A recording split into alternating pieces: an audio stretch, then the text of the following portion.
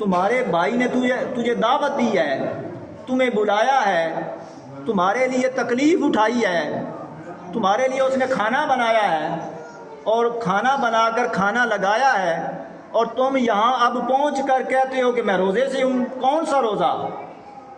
اب دیکھیں آقا علیہ السلام کیا ہمارے اندر احساسات پیدا کرنا چاہتے ہیں۔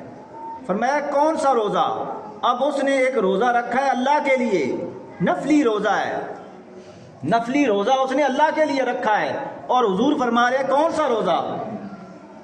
اب یا تو پھر وہ اللہ کا روزہ رکھے یا پھر اپنے بھائی کا دل رکھے۔